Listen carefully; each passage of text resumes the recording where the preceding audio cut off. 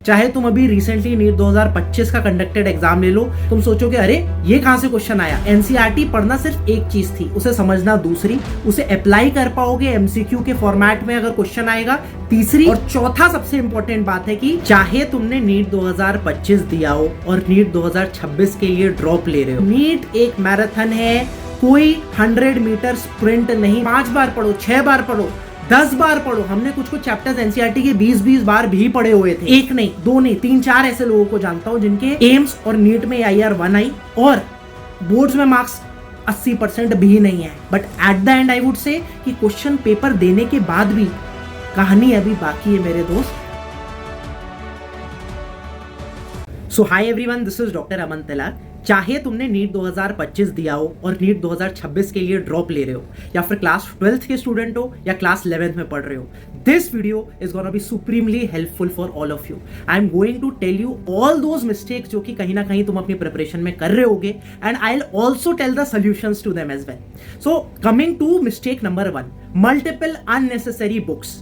NCERT is the only book which you should read, and जो भी paper आने वाला है around 95% plus paper definitely NCERT based ही आने वाला है। चाहे तुम अभी रिसेंटली नीट 2025 का कंडक्टेड एग्जाम ले लो, बायो में क्वेश्चन आया तुम्हारे सामने ये है, तुम सोचोगे अरे ये कहां से क्वेश्चन आया। बट एनसीईआरटी में सेल स्ट्रक्चर एंड फंक्शन से रिलेटेड जो फर्स्ट पेज था एनसीईआरटी के इस यूनिट का, वहां से ये क्वेश्चन उठ के आ गया।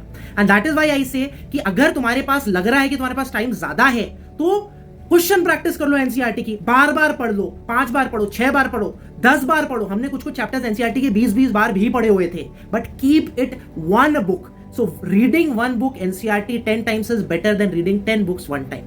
एडिशनल पॉइंट्स या फिर मिस्टेक्स जो भी तुम कर रहे हो मॉक टेस्ट में, वो एनसीईआरटी की ही मार्जिन में नोट डाउन कर लो, और पीवाईक्यूज भी नोट डाउन कर लो। जब तुम साथ साथ लगा रहे हो कि अरे ये इंपॉर्टेंट पीवाईक्यू था, मैंने गलत किया, वो भी साथ में नोट डाउन कर लो। This will help you during your quick revision as well. At the end मैं एक ही चीज बोलूंगा यहां पर, please avoid coaching modules unless you have read NCERT thoroughly and a lot of times। तो तुम छोड़ भी सकते हो कोचिंग मॉड्यूल्स, फोमो में आने की जरूरत नहीं है, छोड़ दो अगर समय नहीं बन रहा, बट NCERT बार बार पढ़ के जाओ। Now coming two point number 2, reading theory is enough. ये सबसे बड़ी गलती तुम्हारी। देखो NCERT पढ़ना सिर्फ एक चीज थी, उसे समझना दूसरी, उसे अप्लाई कर पाओगे एमसीक्यू के फॉर्मेट में अगर क्वेश्चन आएगा तीसरी, और चौथा सबसे इंपॉर्टेंट बात है कि अगर आप वो माइंडसेट समझ पा रहे हो एग्जामिनर का कि भाई वो क्वेश्चन किस बेसिस पे बना रहा है, क्या बना रहा है, क्वेश्चन क्यों बना रहा है। सो अगर तुम्हारे पास 100 घंटे हैं तो उसमें तुम 30 घंटे डिवाइड करो थ्योरी, फॉर्मूलाज और अपने नोट्स रिवीजन के लिए, उसमें से 60 घंटे डिवाइड करो क्वेश्चन प्रैक्टिस के लिए, एंड 10 घंटे जो है डिवाइड करो जो भी तुमने क्वेश्चंस गलत किए उस पोर्शन को वापस से पढ़ने के लिए। ना क्वेश्चन प्रैक्टिस जो है वो टाइम डिफर करेगा सब्जेक्ट टू सब्जेक्ट। अगर मैं बात करूं बायोलॉजी की तो तुम्हें 1/3 ऑफ द टाइम बायोलॉजी का क्वेश्चन प्रैक्टिस को देना है, और इनऑर्गेनिक केमिस्ट्री में भी same thing, 1/3 of the time. अगर मैं बात करूं ऑर्गेनिक केमिस्ट्री का तो 50% ऑफ द टाइम तुम्हें क्वेश्चन प्रैक्टिस को देना है, और वहीं मैं बात करूं फिजिक्स और फिजिकल केमिस्ट्री का तो कोशिश करो 80 to 90% time after you have made your concepts clear question practice ही कर रहे हो, बार बार कर रहे हो। तुम किसी भी रिसोर्स से क्वेश्चन प्रैक्टिस कर सकते हो, बट अगर आप नीट प्रेप एसेंशियल आपका एनसीईआरटी अभ्यास बैच यूज कर रहे हो, तो आप जितने भी पेजेस एनसीईआरटी के डेली पढ़ रहे हो उनके डेली के डेली क्वेश्चन प्रैक्टिस कर सकते हो। जिन क्वेश्चन में फंसते हो उनके वीडियो एक्सप्लेनेशंस दिए हुए हैं, बाद में रिविजिट करने के लिए बुकमार्क ऑप्शन है, और भी बहुत सारी चीजें। इन शॉर्ट मैं डंके की चोट पे बोल सकता हूं, इससे अच्छा क्वेश्चन प्रैक्टिस करने का तुम्हें one shot one stop resource कहीं भी नहीं मिलेगा। डिस्क्रिप्शन में वीडियो बना के रखा हुआ है इसके बारे में, प्लीज जरूर से देख लेना। Now coming to your next big mistake, lack of consistency. देखो बहुत सारे जो स्टूडेंट्स आते हैं स्टार्टिंग में बड़े जोश में होते हैं, अगर आप अभी अपनी नीट की प्रिपरेशन कर रहे होगे बहुत जोर शोर में होगे, है ना, और स्टार्टिंग के जो चैप्टर्स हैं उनमें 2-2, 3-3 महीने लगा देंगे, एक चैप्टर के हजार क्वेश्चन भी सॉल्व कर लेते हैं। 600 तो मैंने कम लिखा हुआ है, ठीक है, बट तुम्हें समझना है कि नीट एक मैराथन है, कोई 100 मीटर स्प्रिंट नहीं। तुम्हें थ्रू आउट दौड़ना है, सारे चैप्टर्स पे तुम्हें पकड़ मजबूत करनी है, ठीक है। सो कोशिश करो हर एक चैप्टर को टाइम दो और एक optimum number of question practice करो। ऑप्टिमम नंबर क्या है? 200 से 400। जिन चैप्टर्स में वीक हो 500 से 600 तक भी जा सकते हो, बट 200 से कम नहीं जाना है ऑन एन एवरेज, ऐसे पकड़ लो, और 400 से ज्यादा बहुत सेंस नहीं बनता, और रिपीटिशन कहीं ना कहीं हो जाता है, ठीक है। Please be consistent, pages NCERT के डेली पढ़ो, पेज फिल्टर लगाकर अभ्यास बैच से क्वेश्चन प्रैक्टिस करो तो बहुत अच्छी बात, कहीं और से कर रहे हो तो भी that is completely fine, but time bounded manner में प्रैक्टिस करो। Please do not do random study, plan your study, follow the 8:8:8 का रूल। मतलब क्या, 8 घंटा पढ़ाई करो, 8 घंटा सो और 8 घंटा तुमने बाकी अपने कोचिंग या स्कूल या फिर किसी भी और जो बाकी काम है उसमें करो। सो 8 घंटा जो पढ़ने की बात कर रहा हूं मैं, सेल्फ स्टडी की बात कर रहा हूं। हाँ, अगर तुम क्लास 11th या 12th में होगे तो थोड़ा कम पढ़ पाओगे, but self study is something which is gonna get you selected, so उसको मैक्सिमाइज करना है तुम्हें, ठीक। अब नेक्स्ट हम गलती पे बढ़ते हैं, विच इज नो रिवाइजेबल नोट्स। देखो 80 चैप्टर के आसपास है, जब फुल टेस्ट आ रहे होंगे ना तुम्हारी कोचिंग में, तुम्हारी हालत टाइट होगी क्योंकि तुम पूरा सिलेबस नहीं रिवाइज कर पाओगे। इसलिए मैं कहता हूं कि आप जो भी चैप्टर पढ़ो उसमें अपने आप से उसकी 2 पेजर समरी बना लो। वो जो भी पॉइंट्स जो तुम्हें लगते हैं रिवाइज करने हैं वो नोट डाउन कर सकते हो 2 पेज में, या फिर हाईलाइट कर सकते हो। तुमने पिंक कलर या फिर ऑरेंज कलर के हाईलाइटर से हाईलाइट कर दिया, that is also very good strategy.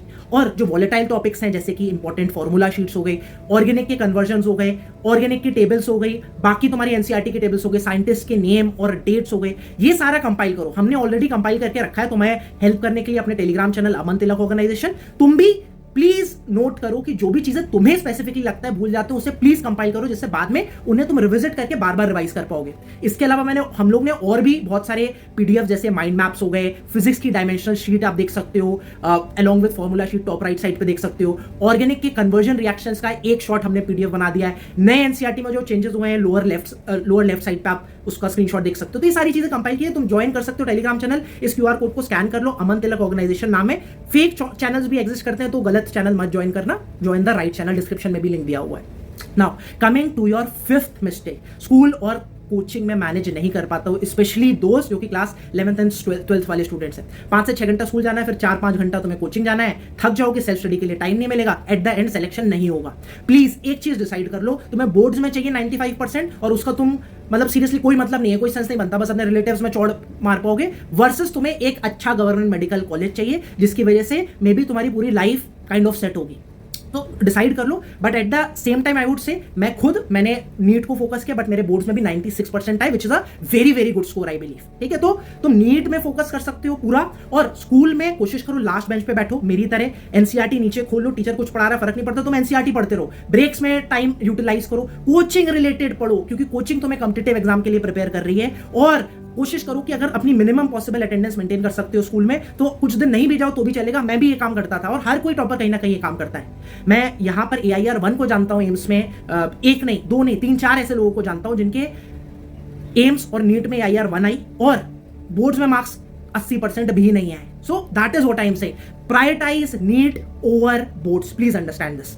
Now point number 6, no mock test and analysis. होता क्या है कि तुम्हें लगता है कि डर लगता है कि मार्क्स कम ना आ जाए क्योंकि तुम्हारा सिलेबस कंप्लीट नहीं होता, क्योंकि अच्छे से पढ़ाई नहीं की होती है, ना ही तुमने अच्छे से क्वेश्चन प्रैक्टिस की होते हैं, इसलिए तुम्हें कॉन्फिडेंस तुम्हारा कम होता है और एग्जाम में एंजाइटी बहुत होती है। और जब पीछे कम मार्क्स आए होते हैं एग्जाम में तो तुम सोचते हो कि भाई अब मैं एग्जाम ही नहीं देता हूं। Please understand, giving a mock test will give you a perfect pattern for OMR filling. तुम्हें प्रैक्टिस कराएगा, समझाएगा कि तुम्हारे लिए वो कौन सा परफेक्ट पैटर्न होना चाहिए, तुम्हें एक एग्जाम के टेम्परामेंट से अवगत कराता है और तुम्हें टाइम बाउंडेड मैनर में क्वेश्चन प्रैक्टिस करने के लिए हेल्प करता है, टाइम मैनेजमेंट में हेल्प करता है। तो डरना नहीं है, but at the and I would से कि क्वेश्चन पेपर देने के बाद भी कहानी अभी बाकी है मेरे दोस्त, आके वापस एनालाइज करना है। जो भी गलती की तुमने वो वापस से रिपीट नहीं होनी चाहिए। कोशिश करो अपनी एक मिस्टेक कॉपी बना लो या फिर जो भी गलतियां कर रहे हो एनसीईआरटी में उसे एनोटेट कर लो। हर एक मिस्टेक जो कर रहे हो तुम पूछो कि क्यों हुई भला ये तुमसे मिस्टेक, क्या ये सिली मिस्टेक थी या कंसेप्चुअल गलती थी या फिर टाइम मैनेजमेंट की वजह से कहीं ना कहीं गलती कर पाया, सॉल्व ही नहीं कर पाए क्वेश्चन, कैसे करेक्ट करोगे, फ्यूचर डायरेक्शन क्या होने वाला है। लेट्स से टाइम मैनेजमेंट में गलती थी तो और जम के क्वेश्चन प्रैक्टिस करोगे, अपने आपको टाइम कम दोगे। फिजिक्स में तुम्हें लगता है कि डर लगता है क्वेश्चन प्रैक्टिस करने में, तो एक क्वेश्चन करो, 5 क्वेश्चन करो, 10 क्वेश्चन करो, 100 क्वेश्चन करो एक टॉपिक का। जब तक उसमें तुम कॉन्फिडेंस नहीं ला पा रहे हो करते रहो क्वेश्चन प्रैक्टिस, और टाइम बाउंडेड मैनर में करो। तुम्हें 2.5 मिनट लग रहा था क्वेश्चन प्रैक्टिस करने में, करो बार बार क्वेश्चन प्रैक्टिस करो, 2 मिनट रिड्यूस होगा, 1.5 मिनट होगा, 1 मिनट 45 सेकंड तक आएगा, लेकिन प्रैक्टिस तो करो माय फ्रेंड, है ना। ठीक है, अब हम नेक्स्ट पॉइंट पे बढ़ते हैं, which is insufficient sleep. Now sleep is a very important part of your routine and simple सी बात बोलता हूं, good sleep is equal to active mind. देखो क्वालिटी ऑफ स्टडी बहुत इंपॉर्टेंट होती है along with quantity of study. So अगर तुम 6 घंटे, या मैं बोलता हूं मैं अपने लिए, हर इंसान का अलग होता है, अगर मैं 5.5 घंटे से कम सो रहा हूं तो मैं ऑप्टिमम अपनी इफिशिएंसी पे काम नहीं कर रहा हूं। तो हो सकता है 8 घंटे तुम्हें रिक्वायर्ड है स्लीप के लिए, 6 to 8 आवर्स हर किसी को जरूरत है। तो चिंता करने वाली बात नहीं है, वो टाइम वेस्ट नहीं है, टाइम रिजुविनेशन है, तुम्हें रिजुविनेट कर रहा है। तुम अगले दिन सुबह जब पढ़ते हो तो मैक्सिमम इफिशिएंसी के साथ पढ़ते हो अगर तुम्हें साउंड स्लीप आ रही है। So please understand sleep is necessary and eight the same time फर्क नहीं पड़ता तुम लेट नाइट आउल हो या फिर अर्ली राइजर हो, पढ़ाई के टाइम से फर्क नहीं पड़ता, पढ़ाई करने से फर्क पड़ता है, ठीक है। और ऑल्सो आई वुड से कि तुम कुछ भी हो, कोशिश करो टेबल चेयर पर बैठ के पढ़ो, बिस्तर पर लेट के सिलेक्शन नहीं होता है, ठीक है।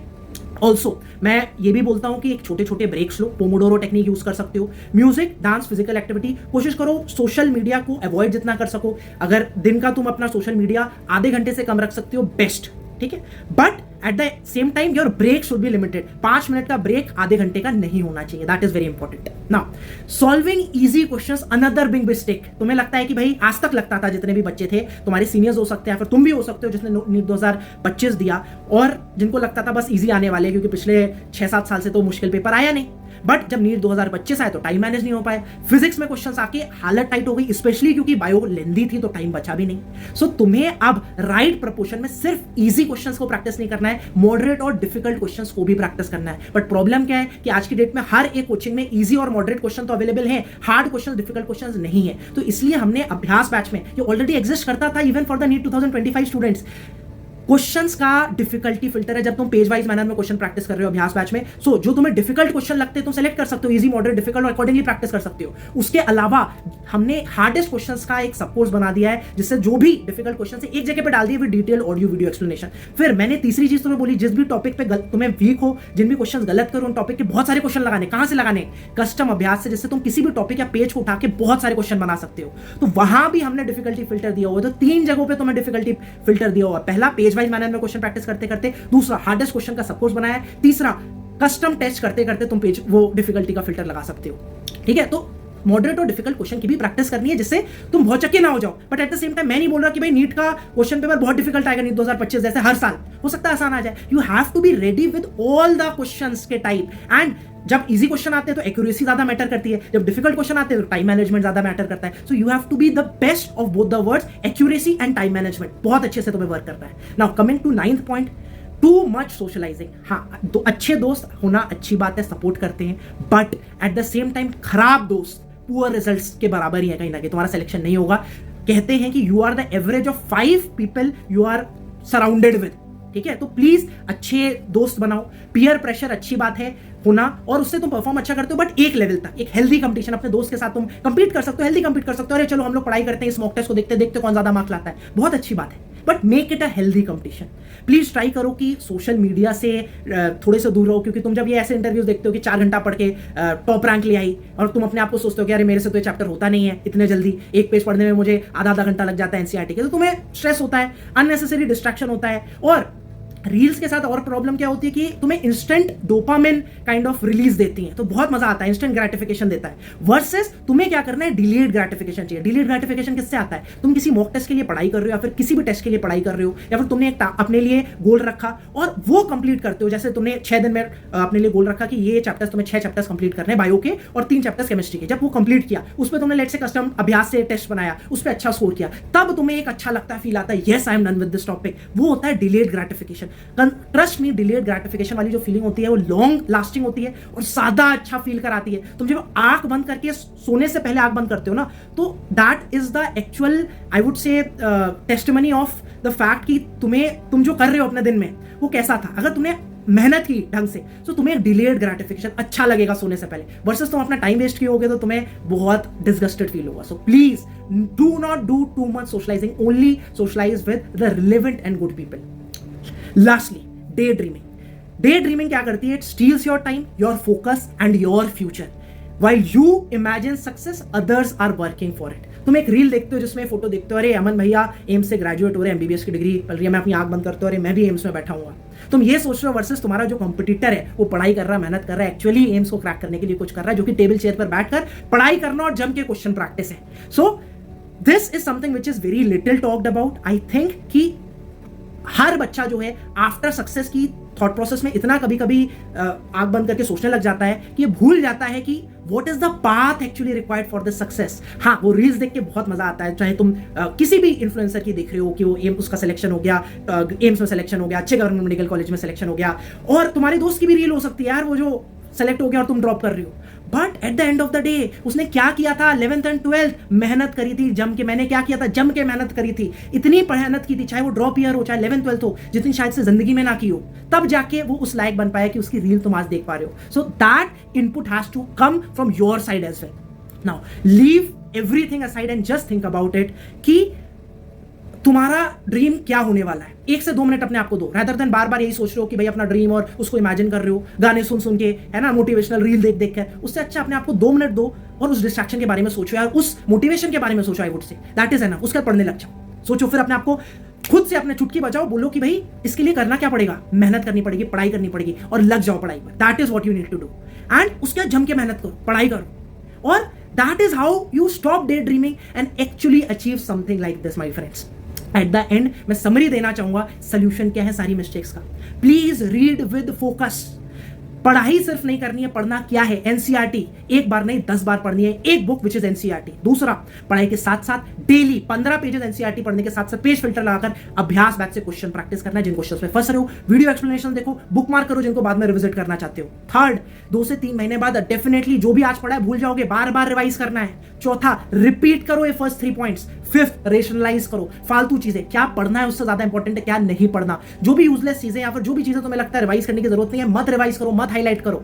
6, rejuvenate. Take short breaks, rejuvenate yourself and get ready for the next slot of your studies. Wish you all the very best. I hope this video would have helped you. अगर अच्छा लगा तो please अपने कोई भी 2 दोस्तों के साथ शेयर करो और उनके साथ एक हेल्दी कंपटीशन बिल्ड करो. टेलीग्राम चैनल का लिंक तुम्हें डिस्क्रिप्शन में मिल जाएगा. अभ्यास बैच के बारे में सब कुछ इन द नेक्स्ट 5 मिनट्स यहां पर क्लिक करके देख सकते हो. And there is a 3 days no questions आज रिफंड पॉलिसी. तो तुम एनरोल कर सकते हो, जम के मेहनत कर सकते हो, क्वेश्चन प्रैक्टिस कर सकते हो. नहीं अच्छा लगा तो एक ईमेल डाल देना और तुम्हारा पूरा पैसा रिफंड हो जाएगा with in the next 3 days. Go and enrol now. Wish you all the very best. मेहनत करो जम के नीट के लिए और फोड़ के आओ. Wish you all the very best from my deep within. Bye bye, take care, love you all.